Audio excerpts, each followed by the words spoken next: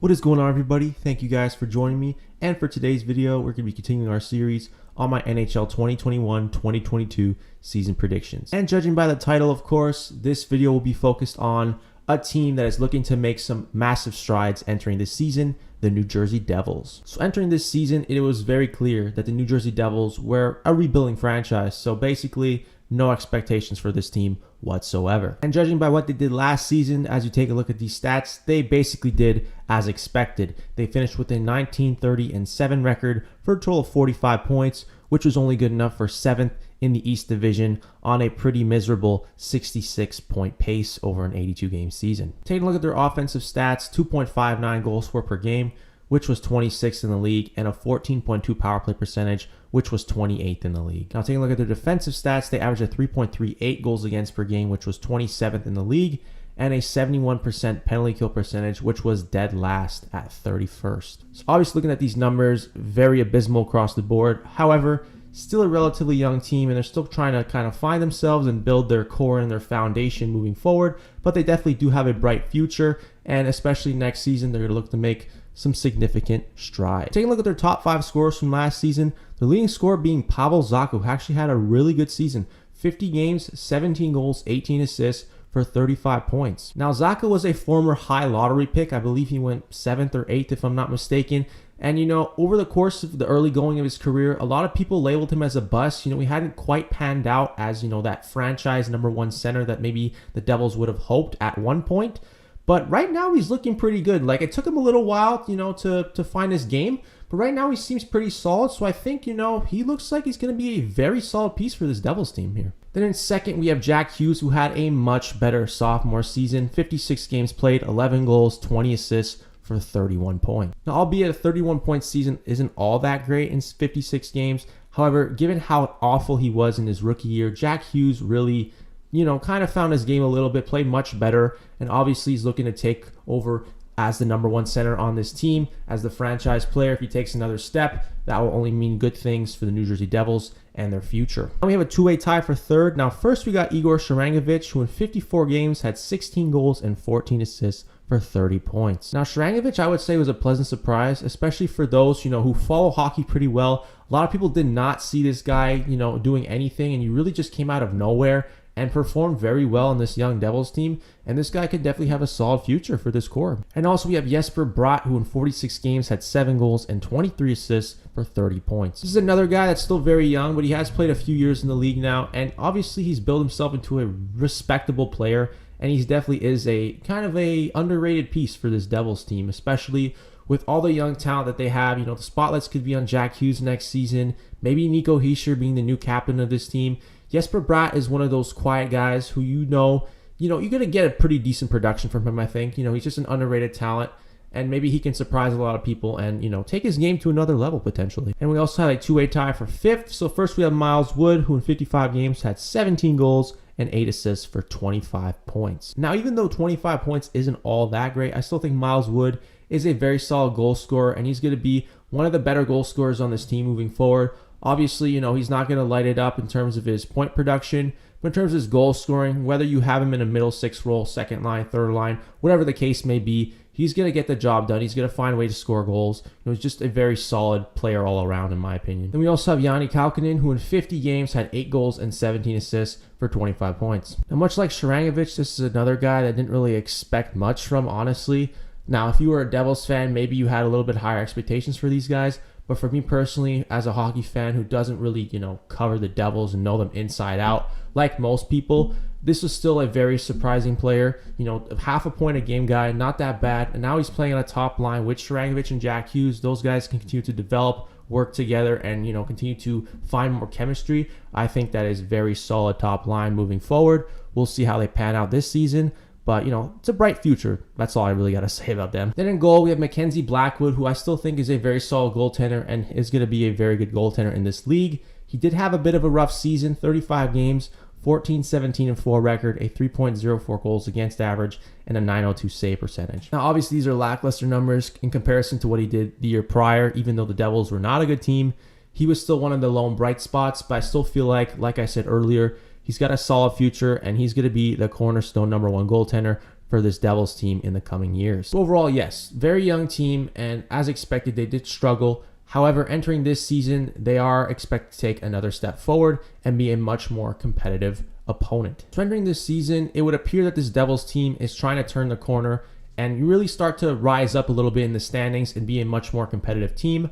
However, now they are moving in the Metropolitan division once again, so it is going to be a little bit tough, to gain their wins and gain their ground in that tough division. However, they added a lot of key pieces that could make this team a lot better than it was last season. So based on what they did in the offseason, they made a ton of upgrades. Firstly being Ryan Graves, who they ended up acquiring from the Colorado Avalanche. Now, throughout Ryan Graves' young career, he's been a very solid defensive defenseman for that Colorado Avalanche team. It's going to be interesting to see how his play transitions to a Devils team that's, for a lack of a better term, not as great defensively at this point at least. But obviously he's still relatively young, and in a small sample size throughout his young career, he's been a very solid, shutdown defenseman, I would say. And I think he does, kind of fit the mold for this Devils team in terms of, their age. He'll be a very solid piece, a very key piece for this Devils team moving forward. They also added Jonathan Bernier, who ended up coming from the Detroit Red Wings, or technically the Hurricanes, because they traded him over to Carolina, but then he ultimately decided to walk and sign with New Jersey.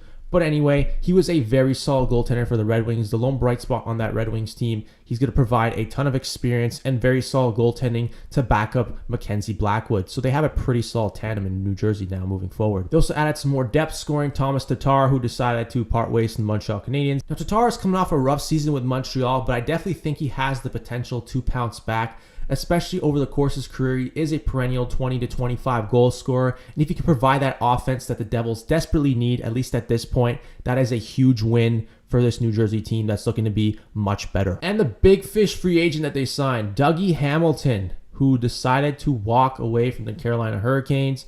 Now, apparently they were lowballing him in contract negotiations, but he got paid, and New Jersey was definitely happy to provide him that type of compensation. Now, obviously, this is a huge addition to this Devils team. Now, New Jersey is not really known for having the greatest defense, and although I don't think Dougie Hamilton makes them a better defensive team, although I don't think he's that bad, offense is definitely a strong suit, and of course the Devils, they could use some more scoring, so Dougie Hamilton will definitely be able to provide that with this playmaking, and he can also, tuck in a lot of goals as well. I mean, he's been in double digits over the course of his, last few years, especially in his tenure in Carolina, so I definitely think this is a massive addition to help that offense. Now, based on what they got, what they lost isn't really as significant. Now, Will Butcher, he kind of had a rough stretch with New Jersey. I thought he had a very solid rookie season, but he hadn't quite been able to replicate that with the Devils. So obviously he's looking for a change of scenery, and now he's with the Buffalo Sabres. And also Ryan Murray, who decided to sign with the Colorado Avalanche. Ryan Murray is a depth defenseman. I feel like he's pretty decent when healthy, but the question with him is he's never been able to stay healthy. So, obviously not a huge loss in my opinion. So overall, there is a lot of optimism for the New Jersey Devils entering this season. I just feel like they made significant improvements across the board.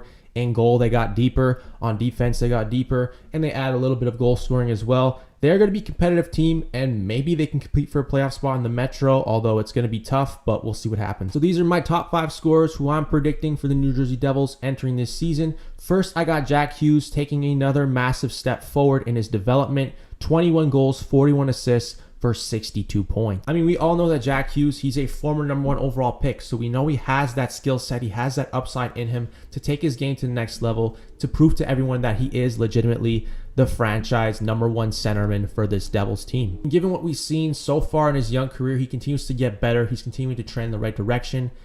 I don't want to get too far ahead of myself, but I still feel like he should be in for a pretty massive breakout season.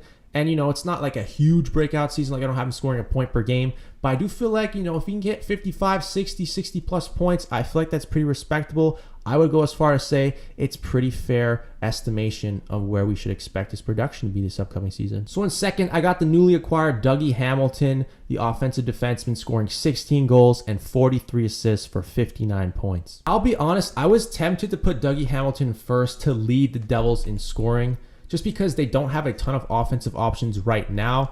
And it's not often that a defenseman leads a team in scoring.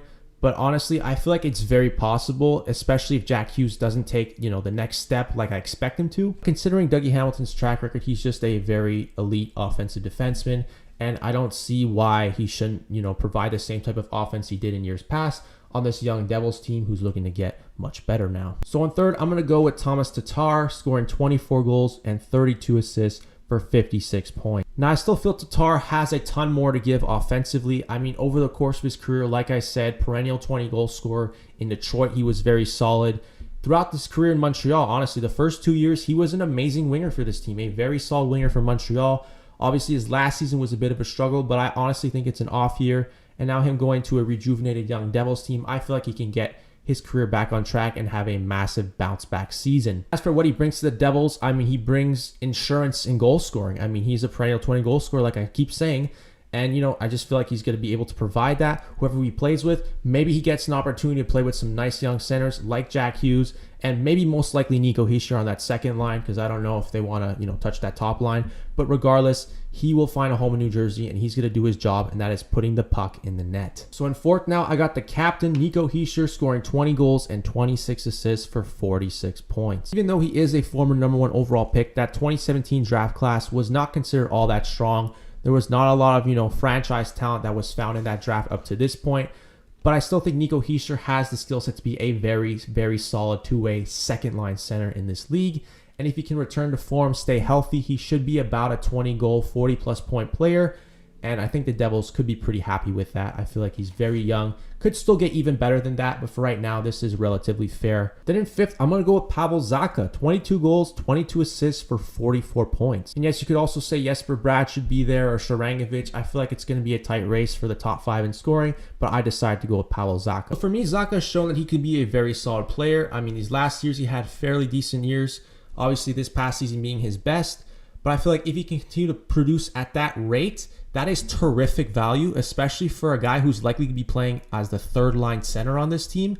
And now you have Hughes, Hischier, and Zaka, all relatively young as well. That is a very solid 1-2-3 punch down the middle. All right, so now I'm going to give you guys my season expectations for the New Jersey Devils this upcoming season. Now, I do feel like there is a ton to look forward to for this young Devils team, and I do think they're going to be a lot better than they were last season, and they definitely should compete for a playoff spot. However, I think they're still in a very tough division, and I do not see them there as quite being ready yet to make the playoffs in that division. So with that, I'm going to put them at 7th in the Metropolitan division with a 34, 37, and 11 record for a total of 79 points, but not enough to make the playoffs. Again, it's that tough division. They have to compete with teams like the Rangers and the Penguins and the Capitals and the Flyers and the Hurricanes and teams like that. It's just a lot of competition for this young Devils team, and I just feel like they're in a very difficult world right now in that division. I mean, I also would say, like, we kind of seen this movie before. Like a couple years ago, they were considered a team that looked like they were on the rise, and they made a ton of additions, adding like PK Subban, stuff like that. And, you know, Taylor Hall was coming back, being MVP season. They had just drafted Jack Hughes, and they had Nico Hischier. Like a couple years ago, there was a lot of, you know, hype around this Devils team making some major strides. And of course, you know, they fooled us all. You know, they really burned us. A lot of people had them making the playoffs. I even had them making the playoffs a couple years ago, and they proved me wrong. So they have to prove that they're legitimately a much better team and a much more competitive team. But in terms of them making the playoffs, I think it's just a couple years too soon. So that's going to wrap up my season expectations and my season preview on the New Jersey Devils this season. Do you think they have what it takes to be a much better team and potentially compete for a playoff spot, maybe even surprise us and make the playoffs? Or do you still think they're a team that's not going to be quite as competitive? They're still kind of in a rebuild mode, even though they made a ton of additions. They're still going to experience quite a few growing pains. Let me know all your thoughts in the comments section. Thank you guys so much for watching this video. Click like if you like this video. Consider subscribing to the channel, and I will talk to you in the next one. I'll see you guys later.